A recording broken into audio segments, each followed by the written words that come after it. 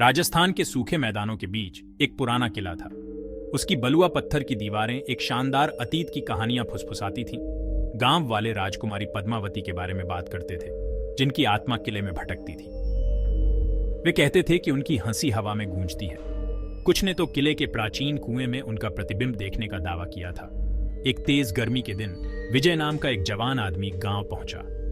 वह एक इतिहासकार था जो किले के रहस्यों को उजागर करने के लिए उत्सुक था।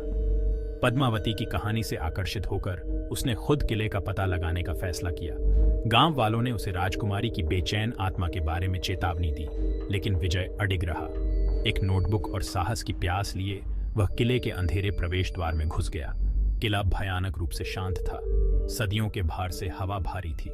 जैसे जैसे विजय आगे बढ़ा, उसने दीवारों पर जटिल नक्काशी देखी। उन्होंने दरबारी जीवन, लड़ाइयों और समारोहों के दृश्यों को दर्शाया। उसने किले के अतीत से एक अकथनीय संबंध महसूस किया। अचानक उसने वीणा के तारों की तरह एक धीमी धुन सुनी। विजय उस आवाज का पीछा करता रहा जब तक कि वह एकांत आंगन में नहीं पहुंच गया।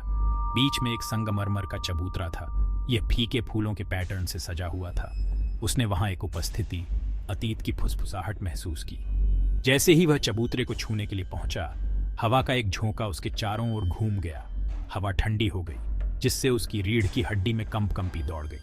वह तब जान गया था कि किंवदंतियां सच थीं। गांव वाले उसे चेतावनी देकर सही थे। किला पद्मावती की आत्मा के साथ जीवित था। हालांकि विजय डरा नहीं था। उसने किले की दीवारों के भीतर अजीब सी शांति महसूस की। उन्होंने अपने दिन इसके छिपे हुए कक्षों और ढहते हुए प्राचीरों की खोज में बिताए। उसने अपने निष्कर्षों का सावधानी पूर्वक दस्तावेजीकरण किया। उसकी नोटबुक रेखाचित्रों और टिप्पणियों से भर गई। एक दिन एक छिपे हुए रास्ते की जांच करते समय विजय एक सीलबंद कक्ष में ठोकर मार गया। उत्सुकता ने उसे बेहतर बना दिया। उसने सावधानी से मलबा हटाया और अंदर झांका। कक्ष आश्चर्यजनक रूप से अच्छी तरह से संरक्षित था। इसमें प्राचीन स्क्रॉल, हथियार और उत्तम आभूषण थे। कलाकृतियों के बीच विजय को एक डायरी मिली। ये एक सुंदर लिपि में लिखा गया था। उन्होंने इसे पद्मावती के राज्य की भाषा के रूप में पहचाना। सांस रोककर वह पढ़ने लगा। डायरी की प्रविष्टियों में प्रेम, विश्वासघात और साहस की कहानी का पता चला। पद्मावती, यह पता चला, एक तामसिक आत्मा नहीं थी। वह अपने लोगों की रक्षक थी। उसने अपने राज्य को आक्रमणकारियों से बचाने के लिए खुद को कुर्बान कर दिया था। किला उसका अंतिम विश्राम स्थल, उसकी कहानी की कुंजी थी। विजय ने महसूस किया कि किंवदंतियों ने पद्मावती की एक अधूरी तस्वीर चित्रित की थी। उसे डरना नहीं था, बल्कि याद रखना था। विजय की खोज ने पुरातात्विक समुदाय में हलचल मचा दी। पद्मावती के कक्ष से प्राप्त कलाकृतियां अपार ऐतिहासिक महत्व की थीं। उन्होंने राज्य की संस्कृति, कला और शासन में अमूल्य अंतर्दृष्टि प्रदान की। देश भर के विद्वान और इतिहासकार निष्कर्षों का अध्ययन करने के लिए उत्सुक गांव में आते रहे। किला, जो कभी भय और अंधविश्वास में डूबा हुआ था, गहन शोध और अन्वेषण का स्थल बन गया। पुरातत्वविदों ने सावधानी पूर्वक मैदान की खुदाई की, जिससे अतीत के और रहस्यों का पता चला।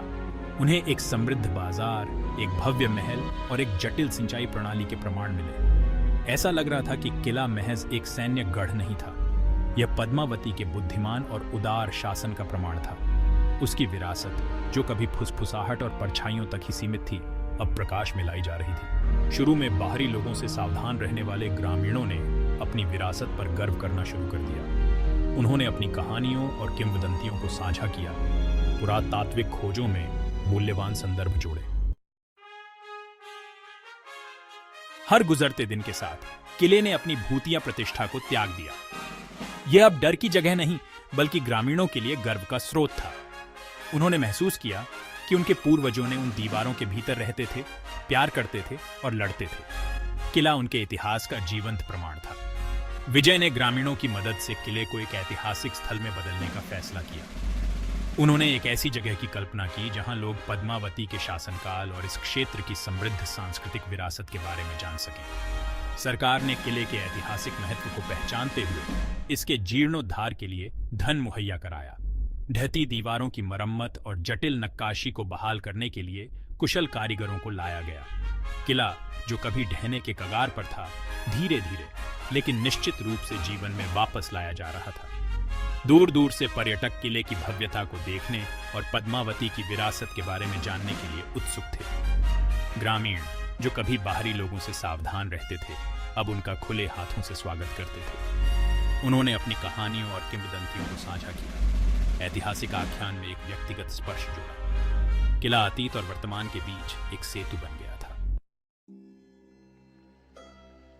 पद्मावती के किले की कहानी इस बात की याद दिलाती है कि हमारा अतीत केवल तिथियों और घटनाओं का संग्रह नहीं है। ये मानवीय कहानियों, बलिदानों और विजयों के धागों से बुनी गई एक टेपेस्ट्री है। इन कहानियों को संरक्षित करना, उनसे सीखना और यह सुनिश्चित करना हम पर निर्भर है कि वे आने वाली पीढ़ियों को प्रेरित करती रहे। ग्रामीण जो कभी भय से बंधे थे, अब अपनी विरासत का सही मूल्य समझ गए थे। उन्होंने सीखा कि अतीत का सम्मान करने का अर्थ है उसे समझना, उससे कतराना नहीं। किला जो कभी भय का प्रतीक था, अब गर्व के प्रतीक के रूप में खड़ा था। सभी को याद दिलाता था कि सबसे उजाड़ जगहों में भी साहस और बलिदान की भावना जीवित रह सकती है।